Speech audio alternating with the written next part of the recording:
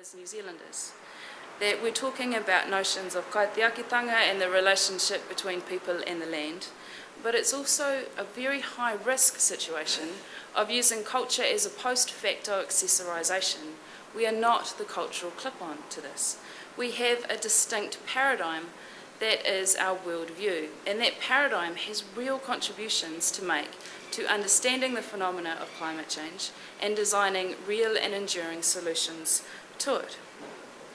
In a normative sense, what does it mean about our solutions? The first is, don't fear us as talking in metaphorical abstractions. Notions of, if you do bad things to the earth, bad things happen to people, that is fundamentally a pragmatic truth. It occupies a place within deeply embedded philosophical traditions, but it is fundamentally about pragmatism, and it is about understanding the complexity of relationships. It's also about understanding the time frame in which we look at these issues, and that is intergenerational. We will not look for short or quick solutions. We are looking for the intergenerational good. It also means that we're assessing things within an interconnected frame. Some would say that the Galileo tradition that underpins Western knowledge is the logic of exclusion, to remove factors so that we have the bare simplicity of things that our brain can comprehend. And I wouldn't like to cast any aspersion on that other than to say that's not our approach. In contrast to the logic of exclusion which characterises Western thinking, our thinking is the logic of inclusion. It is the need to embrace and increasingly see the interconnections between the multiple complexities. And in a climate change context, where there is no one silver bullet, where there is no one piece of the landscape with which we can engage to address the situation, that logic of inclusion, that ability to embrace complexities is critical, and it's something that we have to offer. And it also perhaps cautions against seeing technology as our instrument of deliverance. It will provide some assistance, but it will not cure what the human mind cannot conceive. So how do we do this? Well, it could be really hard, or it could be deceptively simple. And the answer is about talking. And we've valued the opportunity to be here today and to talk with you. And we look forward to doing more of the same, because ultimately we occupy every table that relates to climate change. When it comes to political engagement, we have a treaty-based relationship with the Crown. When it comes to the international arena, iwi Māori are increasingly active in contributing to international frames. We will be there. When it comes to environmental management, we have various statutory rights to speak in places, and we use them. We've always been loud, and we'll continue to be so. We quite like talking.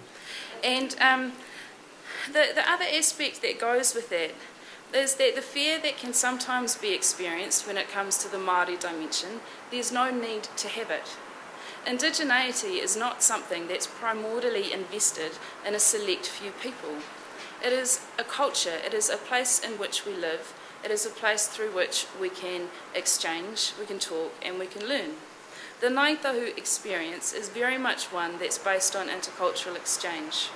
We're fierce acquirers of things that are of interest and value, and we also share. So we want to learn, we want to look at intercultural exchange and what that means. That doesn't mean that we'll give over for a low price, because our pragmatism comes with hard bargaining, as many in the room will know. We do also have some scepticism about the beneficence of the market to deliver social and environmental goods. But equally, when it comes to the attribution of collective responsibility to address situations, that's something that's fundamentally embedded in our traditions. When we talk about kaitiakitanga, the responsibility that we have to act as kaitiaki, guardians, to safeguard, that is an ethic which is based on a primary right being held by the landscape. In order for there to be a responsibility, there's a pre-existing right, and that belongs with the earth. So in terms of the diamond that we're here to discuss, in terms of making Christchurch City carbon positive to be ultimately livable.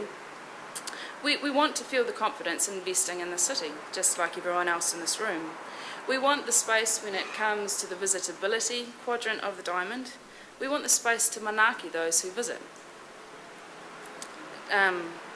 Manaaki translated as hospitality, but actually meaning to fill with mana, which is a slightly broader concept. We want Ngāi people to be able to live and work in this city, in a place of comfort and prosperity and health in all dimensions. And most fundamentally, we want to ensure that this city thrives over future generations. And ultimately, we will collaborate to do that with you, and we hope to see you at more tables. Nā reira, tēnā koutou.